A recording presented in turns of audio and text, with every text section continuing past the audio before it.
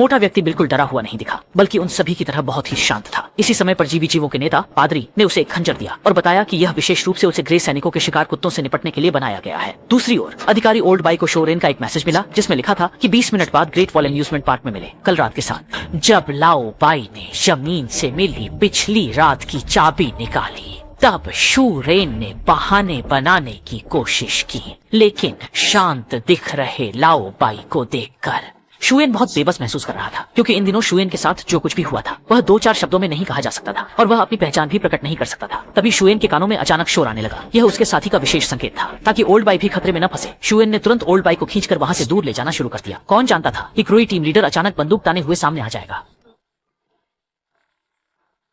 हाँ, अवसर का फायदा उठाते हुए आदमी ने शोरेन को खींचकर भाग निकला और जल्दी ही वे दोनों एक मनोरंजन पार्क में छुप गए। यहाँ के जटिल भूगोल का लाभ उठाते हुए उन्होंने छुई लीडर को भ्रमित कर दिया। इसी बीच छुई लीडर की सहायक टुकड़ी भी वहां पहुंच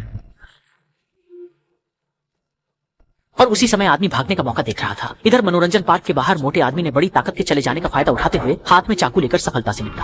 हालांकि यह दृश्य भागने वाले व्यक्ति ने देख लिया और मनोरंजन पार्क के अंदर शूरेन जल्दी से ग्रे बलों द्वारा चारों ओर से घिर गया। शूरेन के लिए केवल मौत प्रतीक्षा कर रही थी। तभी शूरेन के शरीर में परजीवी अचानक गायब हो गया, जिससे वह तुरंत बेहोश हो गया। दूसरी तरफ प्रबंधक चॉय मृत शिकारी कुत्ते को देखकर समझ गए कि वे परजीवी के जाल में फंस गए थे, इसलिए गुस्से में चॉय ने अपना सारा क्रोध शूरेन पर निकाल दिया।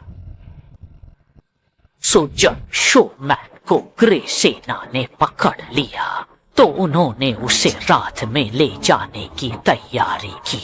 इसलिए लाओ बाई ने खतरा उठाते हुए वांछित अवेई को ढूंढ निकाला और अवेई की कहानी से पता चला कि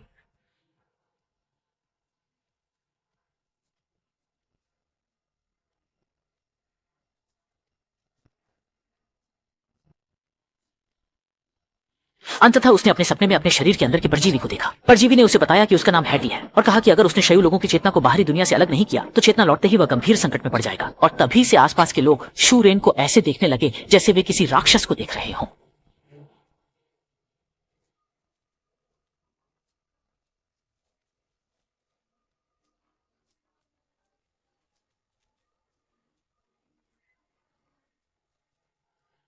उसने आगे कहा कि उसे याद है एक बार उसने अंकल ओल्ड वाइट से अनुरोध किया था कि उसे अपनी मां से मिलवा दे। उस दिन उसने अपनी मां को दूर से देखा, लेकिन उसके दिल में भरा हुआ था। उलझन में था कि उस समय उसकी मां किसी और आदमी के साथ सुखी जीवन बिता रही थी।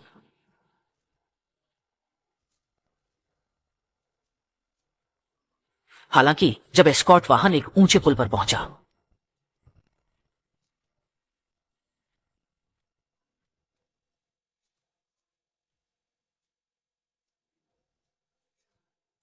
तभी अचानक एक नागरिक ने अपना सिर खोलकर उन पर हमला कर दिया।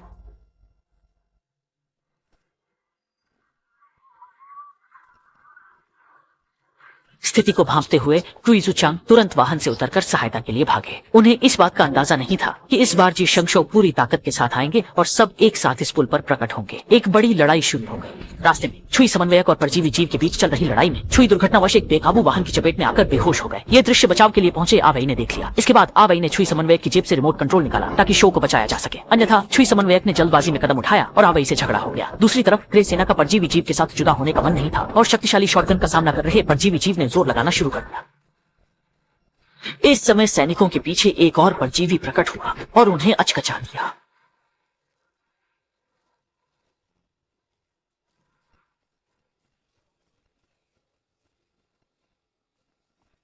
तुरंत ही दो परजीवी मिलकर एक गाड़ी को सीधे ग्रे सैनिकों की तरफ फेंक दे।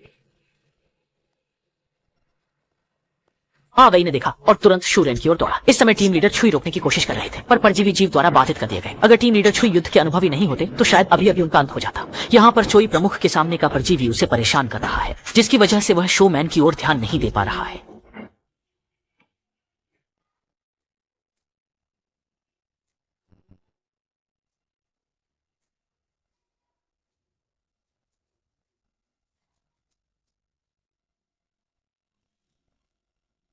इस समय बेखबर पुराने बाई को अभी तक यह नहीं पता है कि आगे क्या होने वाला है। तभी मोटा आदमी पुराने बाई को बताता है कि उन्होंने यह वर्दी पहनकर आखिर किसके लिए ऐसा किया है।